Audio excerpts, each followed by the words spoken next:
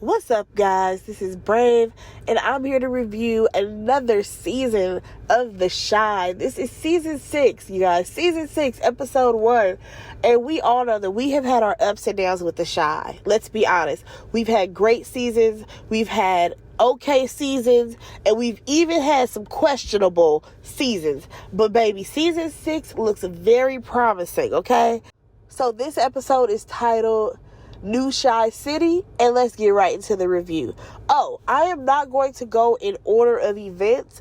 I am going to try to break this down kind of character by character, more so situation by situation, and I'm going to go from least important to most important, okay? So here's the thing. Let's start off with Rashad, okay? We're going to start off with Shad, y'all. So he is living with his girlfriend Deja, but it is clear that she still claims the home as just hers, and he has an issue with that because Shad, unfortunately, he doesn't have a lot going on. Because when he talks to Darnell, he congratulates Darnell on all of Emmett's success, and I'm like, Darnell, you already know to give all that credit to Jada because you left her ass high and dry or whatever during the entire formative years of Emmett's life. You didn't really get involved until Emmett was grown. Yeah, I ain't forget that, Darnell. But you know what? We just gonna rock out from that, okay? So Rashad, he ends up asking Darnell, like, hey, if you hear anything about any job openings, let me know because I'm really looking for a job. I ain't got nothing going on right now, and things are getting hard for me because Deja pays for everything. Now, here's my thing about Shad, because I'm like, wasn't he just working with the youth group? Not youth group, I'm sorry. Wasn't he just working with the group that Tracy and Victor had set up? There was no income in that? Are we completely leaving that storyline? Because I thought Shad worked there. Like, I didn't think that we were still doing volunteer work, because remember when Doodah was in office, he was basically giving them funds. So I'm trying to figure out where the hell did the money go when y'all was out here being superheroes of Chicago. Where the hell did the money go? How is Shad not having a director position since Victor decided to move on and run as councilman? Y'all see what I'm saying? What happened with that? But nonetheless, I don't know if we're going to even continue with that storyline, but we shall see. Also, I thought Shad was like, planning to open up a store or something like that. He was telling Bakari last season. Hell, what the hell happened with him mentoring Bakari? Well, that's a whole nother story because Bakari's on a whole nother tip. We'll get there. But I don't know. I just feel really bad for Shad at this point. Now, in this conversation, Darnell basically tells Shad to keep laying the pipe on his girl so that way she don't put him out. I said, what? That's the best advice? I guess so. And also, let's not forget the line that he said that these new vibrators are going to have men out on the streets. I fell out laughing because let's not pretend as if the roles did not become a phenomenon on the internet. Okay? So, next time we see Shad, he gets caught smoking in the house, right? And Deja has an attitude about it. She already got issues going on at work. And they basically have a conversation about him not hanging out with his friends as much. Now, we did see him, at Smokey's, and he was talking to Victor at one point. However, since Victor is moving on, trying to be like a councilman and stuff, I feel like there's definitely going to be a distinct line where he keeps Shad at a distance. I really feel like that's what's going to happen, but we shall see. She has noticed that things seem to be a little bit off about Shad. And he does open up to her by saying that, his friends are inspiring him. However, he questions his own life. You know what I'm saying? Because we already know Shad made bad decisions back in the day. And now he's still living with those consequences because his friends are elevating. However, he still feels stagnant. And now I do feel like there is a chance that he might go back to the streets, but I would really hope that he doesn't. I would really hope that Shad can find something, you know what I'm saying, that can make him some money. That's legal. You know what I'm saying? That's what I'm really hoping for. But we shall see. Now, you know what? Since I mentioned Victor, let's go ahead and talk about him. Because Victor, he is still seeing Fatima, right? And I'm like, all right, cool, because I didn't feel like she was going anywhere. But his only concern right now is winning this campaign. So we see him talk to his campaign advisor, and he explains to Victor, like, listen, I believe in you, partner, but you have got to gain the public's trust again because you lied about your personal life. So we see Victor, and he swings by Smokey's. And this is where I told y'all he talked to, not Trig. He talked to Sean, and we only see them talk briefly, okay? And next thing you know, his campaign manager is like, oh, you should say a speech or you should say something or whatever. And here's the thing. This man goes on to say this little speech or whatever. It wasn't nothing special. However, because the guys ordered some red pop, I said, red pop? What is that?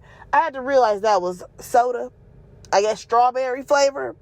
Not really sure. But nonetheless, the guys had ordered some sodas. And when he's done with his speech, Papa, who still works at Smokey's, he got to be the manager by now, y'all. But he still works at Smokey's. He ends up bringing the drinks, spills them all on Victor, right? So, Victor has to change his outfit because he had on a suit, a white shirt. You got red soda on it, baby. We got to take that off. So, he's changing his clothes into like a smoky shirt or whatever. And next thing you know, that goes viral. So, we actually saw Victor and Fatima. They were like in their room talking, and he wanted her to come to an event with him. And she's like, no, I don't want to go because I already get a bunch of hate messages, on social media. And there's nothing that can be done to fix this at this point. So I'm going to try to, keep my distance. Now, remember I told you about this video going viral, right? Let me just talk about Fatima and Victor real quick. I really felt bad for Fatima in that moment because the only thing she did was date a man that she really liked. And unfortunately, because he decided to be a public figure, she had to be public as well. You know what I'm saying? And because, him being on that public platform, that leads to all these hate messages that you receive from crazy people. And I'm like, that right there is very harsh. However, I'm also giving a side eye to Fatima because she's like, I wanted to date you or whatever, but not go public like this. And I'm like, well, girl, going public is going public, period. Like, he was not ashamed to bring you around his friends. You know what I'm saying? Because he had already brought Imani around his friends. So, he was good in that area. But you technically were the one to push him to say that, he was with a trans woman. So, you kind of, I don't want to say you brought this on yourself, but you being seen means you being fully seen. And unfortunately, because of the position that he wants to take as a councilman, that has put all eyes on both of you. And it sucks. But back to what I was saying. This whole campaign thing. So he goes to his advisor like, yo, what is up with this viral thing of me getting undressed? Like, what the hell is this? And the advisor is like, well, listen, you putting the goddamn shirt on, you know what I'm saying? That's what's getting you more of these votes. Now y'all are neck and neck. He's like, oh, okay, well, that's fine then. I said, oh, now it's fine, Victor? I don't know. I don't know about him as advisor. There's something off about the advisor and Victor, but we shall see what happens. Come to find out, y'all, Victor actually wins the campaign, and Fatima, she does show up to support him. And I'm like, all right, that's cool. Good for them. This still makes me wonder, so does this mean that we are dropping the storyline of Victor being the neighborhood superhero? I just want to know for my own sanity. Like, did him and Tracy hang it up? What happened there? Now, I forgot to mention something earlier, y'all. So, remember how in the beginning of last season, or maybe the middle of last season, we met Tiara, and she was supposed to be Victor's fake girlfriend, who also ended up smashing Rashad, his best friend. Yeah, remember all of that? Tiara is still around, y'all. Who would have known that Tiara would have stuck around? Baby, why is she hooking up with Gemma daddy? Why is she hooking up with Gemma's daddy? His old ass is smashing Tiara. Now, also, here's the thing y'all gotta say. When that scene first opened, I thought it was Gemma hooking up with Jake. Oh my God. I thought it was Gemma hooking up with Jake. And I'm like, wait a minute. I don't need to see these kids. Absolutely not. Throw the whole damn episode away. But to my surprise, it was Tiara, who looks exactly like Gemma to me, and Gemma's daddy. Oh, baby. He was over here tearing it up, okay? Because baby girl's over here calling him daddy. I said, now, Tiara, you being extra. You know his daughter is home. Honestly, this whole storyline is a little weird to me, just because Tiara and Gemma look so much alike. But nonetheless, Gemma, she saw it on video, you know what I'm saying? Had a little, like, ring camera or whatever she could see, that her daddy is hooking up with Tiara. She tells her dad, like, listen, I'm the only woman who should be calling you daddy around here. Now, he embarrassed. So he rolls up on Tiara later and is like, listen, like, my daughter knows that we're hooking up, and it's, like, awkward. Baby, Tiara does not give a damn.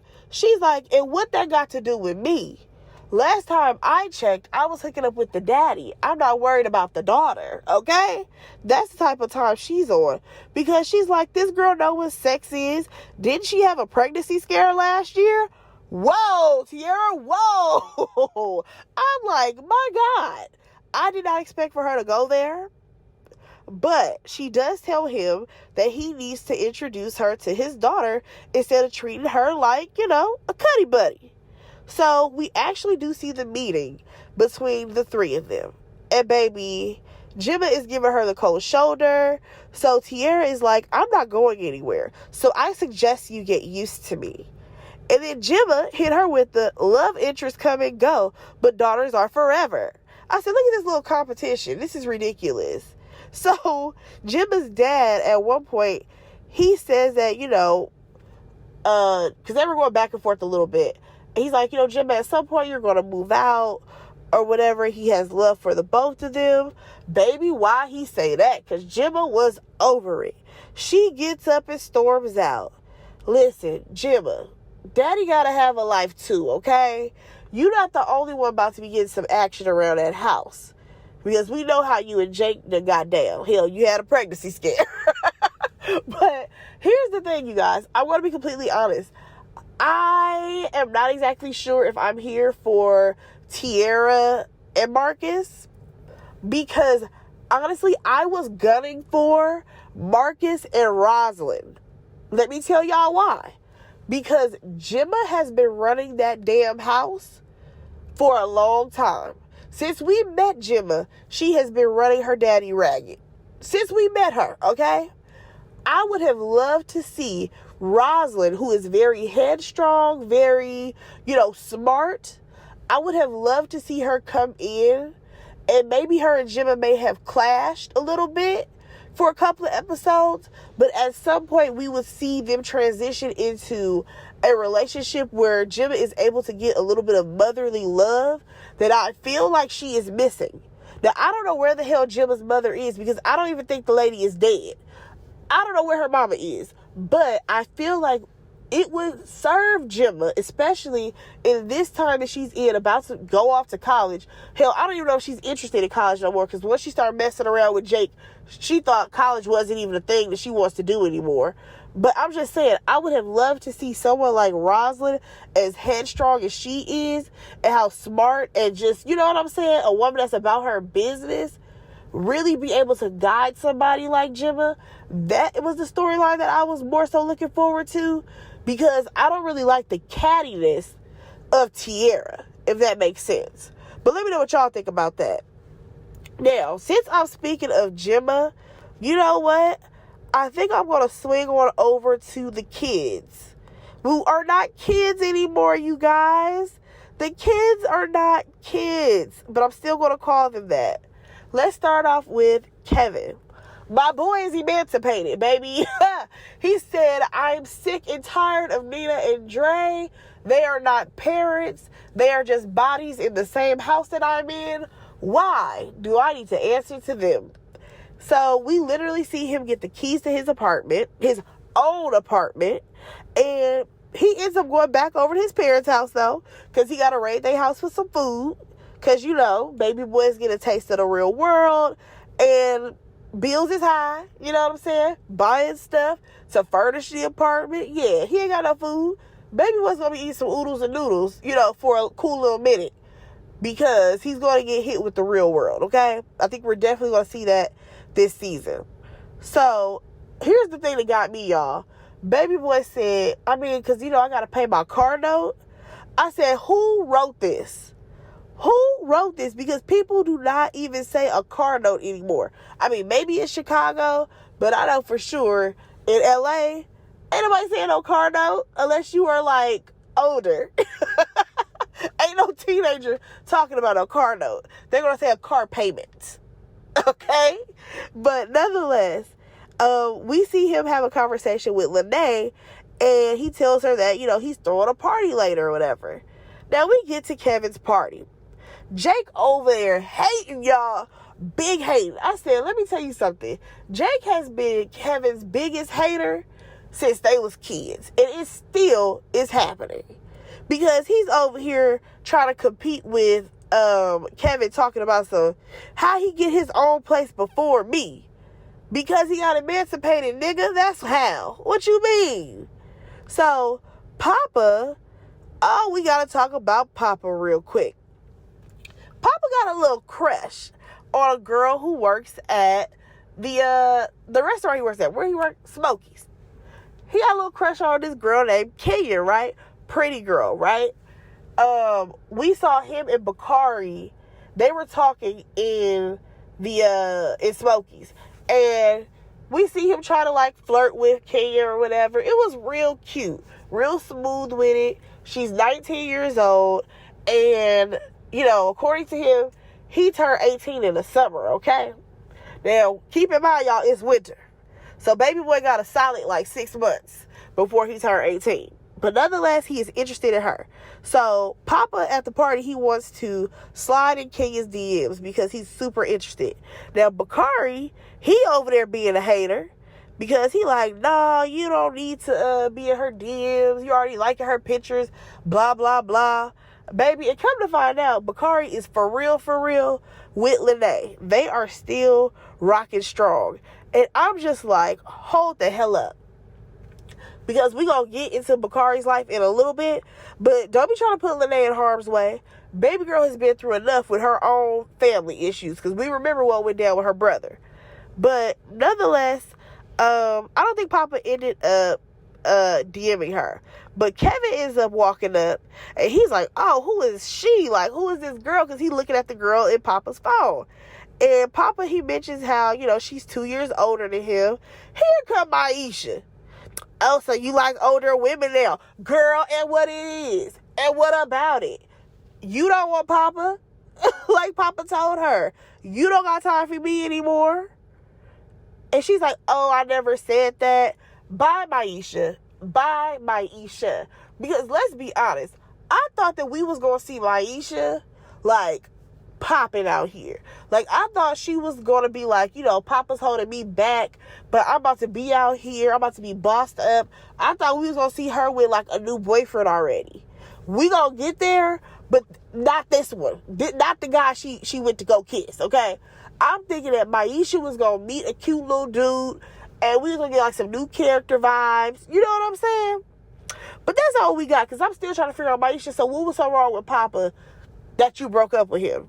I'm just curious. So, here's the thing. Here comes Gemma, right? Talking about, I'm so glad I'm not on the market anymore. And here comes Kevin to come eat her ass up. He's like, you wasn't on the market when you got with Jake. Exactly. Thank you, Kevin. Say it out loud. Say it louder for the people in the back. You know what I'm saying? Like, Gemma, get your ass off your high horse because you've had questionable behavior, sweetheart.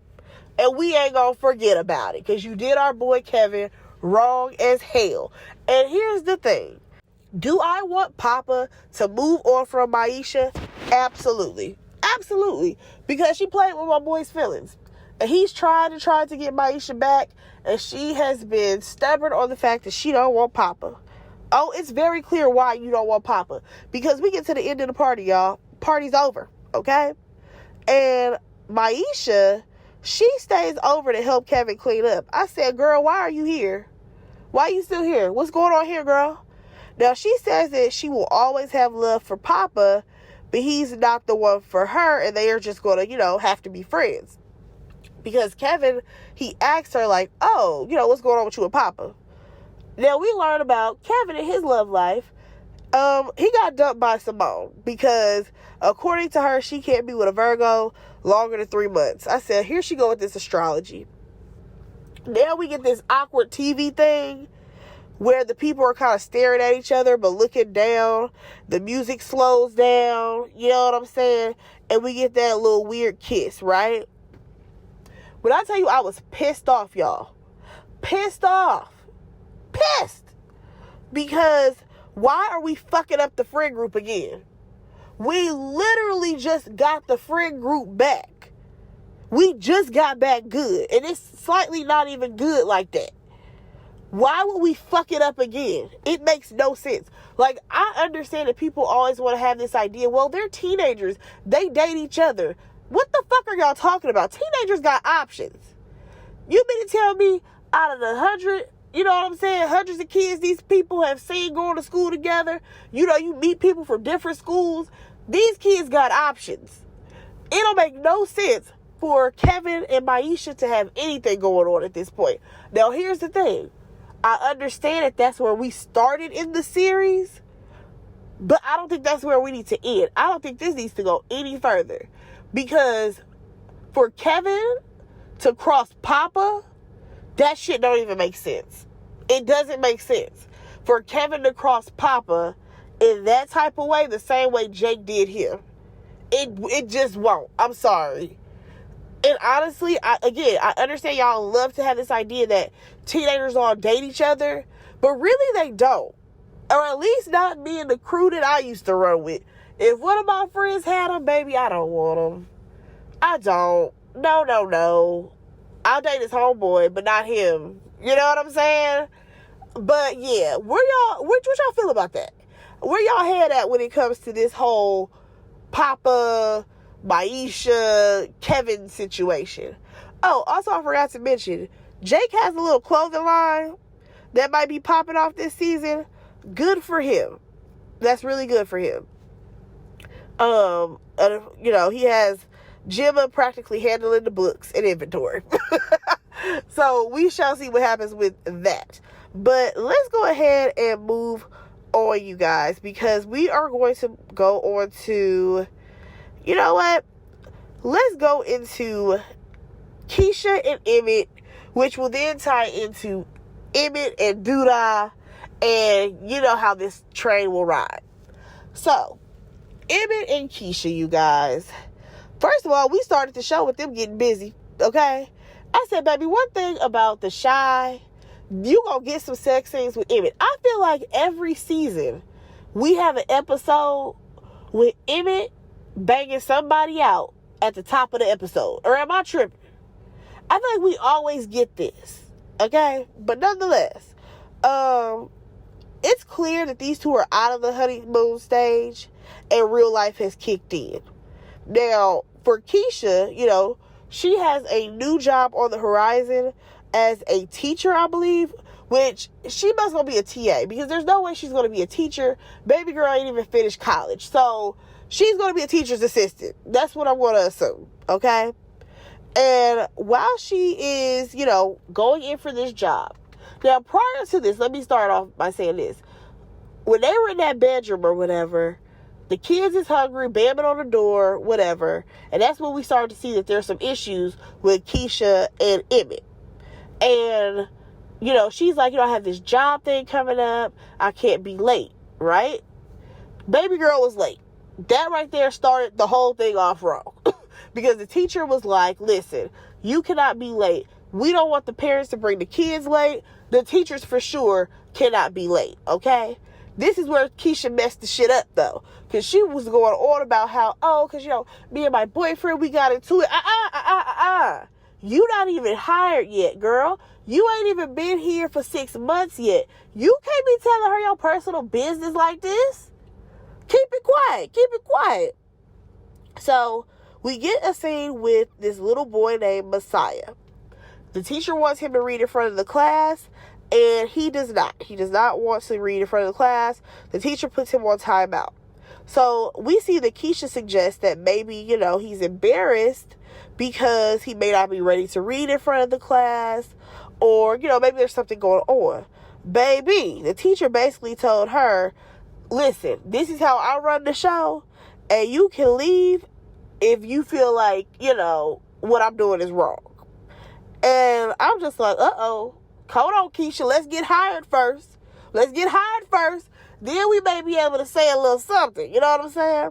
So later we see Keisha read a page of a book. She tells the little boy, can you read a page for me? Baby boy reads it flawlessly, okay? But he just doesn't like to read in front of other people. Now, I will say this. Keisha is absolutely made for this. She's made for this job. I love the direction for Keisha because, baby, Keisha's character has been lost for a minute. I'm going to be honest. I feel like they did a lot of damage to Keisha's character. A lot. Like, we have seen some things that I just absolutely could not stand for when it comes to Keisha's character. But I do like what we're doing now. However, I will say this. I know a lot of people are going to be like, that teacher was so wrong. That teacher should have listened, blah, blah, blah, blah. Here's the thing. I want to be completely honest. I do understand why the teacher felt like if she asked this child to read, he should read aloud. Here's why. I have never been a teacher, but if there is 25 to 30 kids in a classroom, you're not going to be able to give each child individual one-on-one time. I'm just going to be completely honest. And this is why a person like Keisha is needed, because when you have a teacher's assistant, you can break these kids up into smaller groups. You know what I'm saying? So that way, they can kind of get that individualized attention that they need. And I feel like that teacher had a old school way of, hey, this is how we've done teaching for how many ever years. All kids are supposed to be able to read aloud. It teaches them confidence, all this stuff. However, again, all students, they are individuals. So I understand both sides of this. I understand that, teachers have their way of doing things, even though that may not work for each individual child. But also, when you have that many students, what else are you supposed to do? Because you can't go read one by one with each student. You know what I'm saying? That's going to take up the whole class day. So I feel like a TA is absolutely needed. I think that all schools in general need teachers' assistants, which is something that they have eliminated over the years. I mean, I don't know how it is in places whoever's listening to this, I don't know how the school systems are in your area, but I know for LA, they have definitely taken the teachers' assistants out of the classrooms, and I definitely feel like they are needed. Hell, honestly, they need multiple teachers' assistants. But nonetheless, I feel like this is a great path for Keisha, right? Now, y'all, I'm going to jump around a little bit, but I have to tell the whole story for us to, really get into it. Now, we saw Emmett, right? He met up with Tiffany, right? And, EJ was there too. And she tells him that, since he has a new car, she need one too. Tiffany, what the hell are you talking about? You have a whole man. And here we go. Emmett is like, well, shouldn't Rob be getting you a car? And her response was, well, he ain't got no kids with me. Again, what the fuck that got to do with Emmett? Y'all, I'm sorry, but I cannot stand the way Tiffany is so entitled and the way she feels when it comes to Emmett. Because when we first met her, she didn't even want his ass. Then she tried to make it work. That wasn't working. She continuously cheated on him. Then, well, hell, he was cheating on her too at first. He was cheating on her. They opened up the relationship. She continued it even though he didn't want to. You got with Rob. You was happy for a minute. Then you wanted to swing back to Emmett because he got with your homegirl who you already, well, you became her homegirl after the fact. Because at the end of the day, he was messing with Keisha way back in the day, okay? He just happened to double back that way. And then y'all became friends.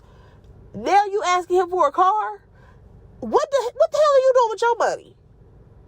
How is it that Rob's supposed to be big time moving weight drug dealer? He's slanging weed. What the fuck happened to your business? Where's Dom at? I thought y'all was cooking with the weed and shit. What happened to all of that? That you can't afford a car? I'm sorry. It just don't make no sense for me when it comes to Tiffany's character. It don't. Now, I just want to point out one thing because she says that, it ain't basically got to be no fancy car. She said, I just need something that I can get around in, right? And she's also thinking of starting her own business. Now, y'all, circling back to what I just said. What happened to the weed business? What happened with the business with her and Dom? Like, I have questions now. Can we officially say that business got dissolved? Or what? Baby, here comes Emmett. He pulls up on Tiffany in a brand new car, y'all.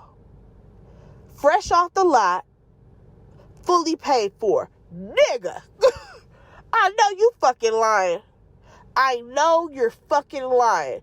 You went and bought this chick a brand new Altima off the lot.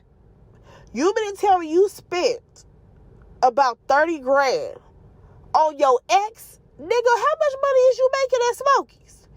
And don't tell me that you and Keisha still staying at that little apartment that y'all was staying at. Because if you ain't upgraded her, I'm confused. Like, you couldn't get her, a solid 2015 Altima? That don't make no sense to me at all. And also, it looks crazy because it looks like you try to stud on Rob.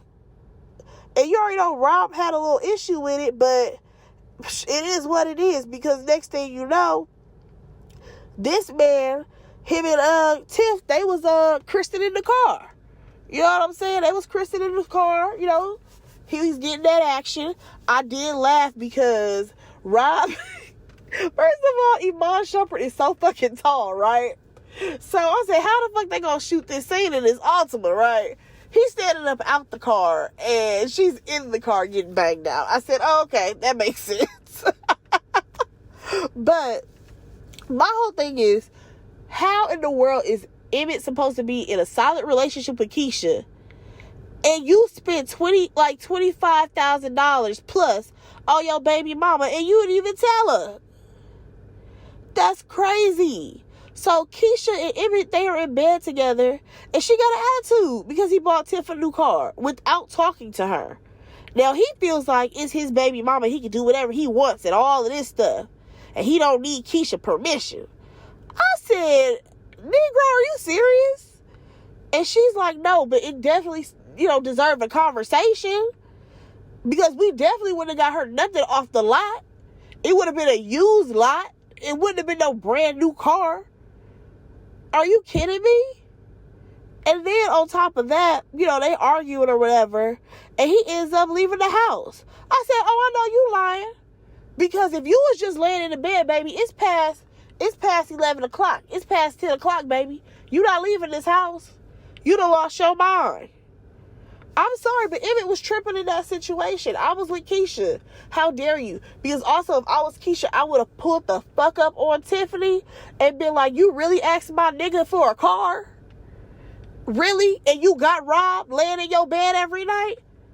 Don't come your baby daddy asking for no shit like that. I don't care how well Emmett is doing. Him providing for EJ is not providing for you. Like, you know what I'm saying? I ain't like that at all. But let's go ahead and talk about this whole Emmett and Douda situation. Cause it gets real interesting. So at some point, this is way early in the episode, but y'all, I'm trying to, break down the how these things are tied together. Douda, he pulls up on Emmett, him and the crew. Because, Douda got a crew now, which is himself, Bakari, Nook, and now Emmett. Okay? Now, you can tell that Emmett didn't want to hang out with them too tough. But, baby, you already in. And you in deep because you signed a deal with the devil. So, they're out shopping, getting custom suits and shit. And, Emmett had like this really nice sports coat on. Looked really good on him. And Douda was like, don't worry, I'm going to pay for it or whatever because every man need a good suit. And, this is for the grand opening of Smokies. I said, how many fucking times are we going to reopen Smokies? Also, shout out to P-Valley. God, I miss that show. But nonetheless, how many times we going to reopen Smokies, y'all? So they make a toast, right? And I'm like, I know that ain't liquor in Bakari cup. He don't need that, okay? This man, I'm not mad because he a boy. He was 16 years old, 16, 17. He don't even need to be here. So, Nook, he looking at himself in the mirror, right? Now, he hands his gun to Emmett so that Emmett can hold it. I'm like, no, Emmett, no. Put the gun. I would have been like, Bakari, you got that? Because now your hand's on his gun. Fingerprints, nigga, fingerprints. No. You don't know what's on that gun. Now, let's slide on over to Smokies. Baby, we done gentrified Smokies, y'all. Smokies looking real good. I said, since when did Smokies look like this? We done got remodeled and everything. Now, here's the thing. We supposedly have a New York location that's booming. Are we supposed to pretend like Dom is in charge of that one? Nope. I can't even say that because Keisha, she pops up. And first of all, you can tell she don't want nothing to do with Douda. But secondly, she had mentioned how they haven't even been to the New York location. And Emmett is like, oh, Douda's going to fly us out. Emmett, you don't hear how crazy you sound?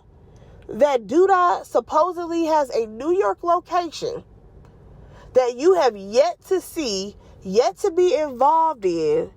And on top of that, you just pass over your recipes like that? That's crazy to me. That is super crazy to me. But nonetheless, like I said, he's in deep. Baby, at one point, Douda told Emmett to check his account. Sounds like he's rolling in the dough, okay? Is it from a restaurant or drug money? We don't know yet, okay?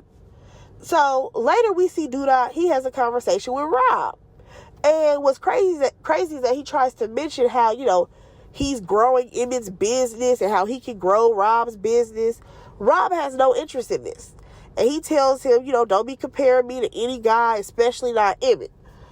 You already know Emmett and, Rob, they kind of rocky. Now, Rob tried to be cool with Emmett, but Emmett, he wasn't feeling Rob, remember? So now I feel like it's the retaliation of that. So Rob is basically just here for the product and to get on about his business. But Douda, he actually makes a negotiation with him and is like, I can give you more than what your uncle offers you. And he's like, okay, well, let's do that then. So now Rob's in business with fucking Douda. I'm like, how do y'all not know who Douda is? Like, at this point, everybody should know, like, Victor, how was you not around to tell Emmett, don't do shit with this nigga? This nigga fucked me over. Like, you know what I'm saying? But y'all supposed to be cool with Victor.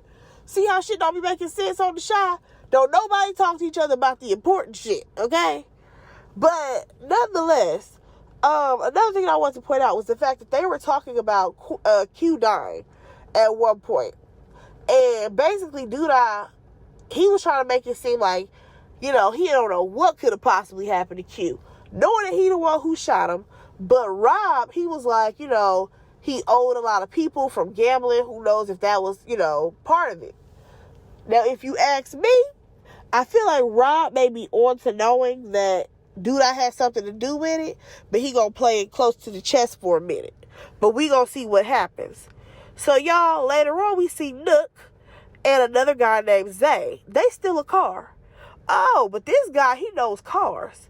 because he didn't steal nothing new. He didn't steal nothing that was nice and clean and, brand new. No, he stole an old school, okay? They bring it back to Douda to the chop shop, and he likes it. Now, Zay is like, I wouldn't keep it because if anything, the owner's going to be looking for this car, even if you change the plates. You know what I'm saying? So Douda likes him. I said, dude, you better watch it. The man said, I can break this car down. We can sell the parts. Cool. We're going to bring some money in. Next thing you know, we see that after Emmett left Keisha, he went to go hang out with Douda. I said, really? You couldn't call none of the other niggas that's your friends? You gonna hang out with Douda? Okay. See what happens with your ass. So he go over there with Douda. Douda's teaching him and Zay how to smoke a cigar, right? Now keep in mind, it's another dude there who was smacking on some gum. Little boy, stop smacking on that gum. Okay? But then tried to tell your ass. So, Douda, again, he was teaching him how to smoke a cigar or whatever. And Emmett is like, I took your advice, and now my girl is mad at me. I bought my ex a car, or bought my baby mama a car, and now my ex is mad. And Douda basically tells him that, okay, well, get your girl a house, or whatever. Now, Emmett, he feels like he's still trying to get his shit together. But Douda's like, no, you've already arrived. He calls him the P word, because he's not listening to Douda. Because you already know what Douda says goes. So Douda feels like, if I tell you to go buy your chick a car, you do it. If I tell you to take care of your other girl and get her a house, you do it. I said, uh-oh, here we go. So according to Douda, he tells her that he has 4 women on his roster, and basically Emmett owes to take care of every last one of his baby mamas. And I'm just like, yeah, because you do have children with them. You can break them off a little bit of bread, but you're not about to go out and buy everybody cars, houses, jewelry, and the finer things in life. Come on now, be for real. So now, remember, I was just telling y'all about the guy who was over there smacking that gum. Well, baby boy started to smack a little louder. I don't know why he did that and why he was playing with Douda, because everybody know who the fuck Douda is. Okay? Douda calmly got up, whipped that gun out, shot him. Pop, pop, pop. You know what I'm saying? Baby boy got shot up. And the way Emmett jumped up, it is clear that shit shook the shit out of him. Emmett, you need to get out now. But you already in too deep. I don't even know if you can get out of this. Like, this was a terrible decision for you to try to rock with Douda. It makes no sense whatsoever.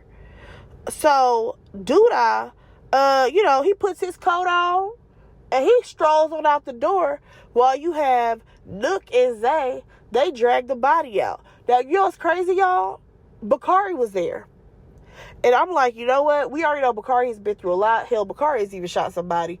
But I don't know how we're going to see Bakari try to balance being a henchman for Douda while still trying to remain young in the friend group with, like, Kevin and Papa.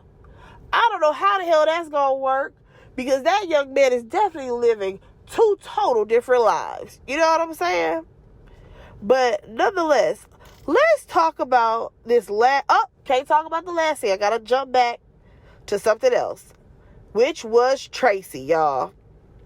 We had saw Tracy and her homegirls, aka the Golden Girls, which was Tracy, Nina, Dre, and Jada, right? Now, Tracy says that she's about to focus on herself because of things that went south with Douda. Jada, she chimes in and says that, marriage is where it's at. But Tracy is like, yeah, but I'm not about to be waiting on no man for like 20 years for him to decide he wants to marry me. And here comes Jada, loud and proud. It's 22 years that she waited for Darnell. Girl, do you hear how desperate that shit sound? That you waited 22 years for a nigga to come back to you after you raised y'all child that y'all made together on your own. And he was a piss poor nigga. He was a piss poor father. He did your ass dirty. On top of that, you done married this nigga And technically, at some point, when we gonna see Jada with her stepkids? Because let's not forget all the kids that Darnell done left around the fucking world, and you proud of that. I'm sorry, but let's be for real. As cute as we tried to wrap this whole Jada and Darnell story up into a bow, if we're being for real, ain't no way she should have took his ass back.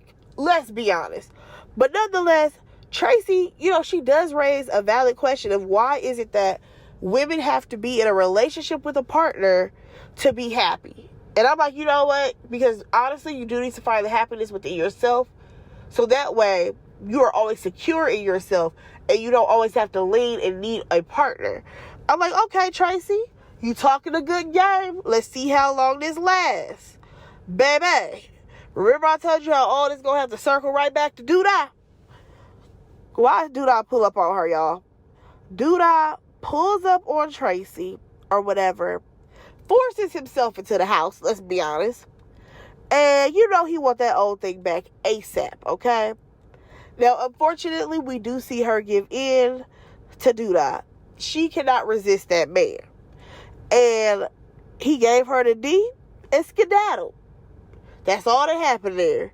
Had the audacity to leave her a text message that said, if you need anything, let me know, baby. I said, this nigga smooth and tragic at the same time. Terrible. Absolutely terrible. Now, we leave off with her looking at this clip of Eartha Kitt. And I'm just like, I don't know why we leave it off with that. This woman is trapped with Doodah until either she gets hurt in this stuff or she finally says enough is enough. And we shall see what happens this season with Tracy and Doodah. Y'all, let me know what y'all thought about this season opener. Are we feeling it? Do we feel like this season is going to be better than a lot of the other questionable seasons that we have suffered through? I kind of feel like it is going to be better. But y'all let me know y'all thoughts. You know what I'm saying? What characters y'all feeling, not feeling, what situations y'all think might occur. And go ahead and like, comment, subscribe to my channel. And I'll talk to y'all in the next review. Bye, guys.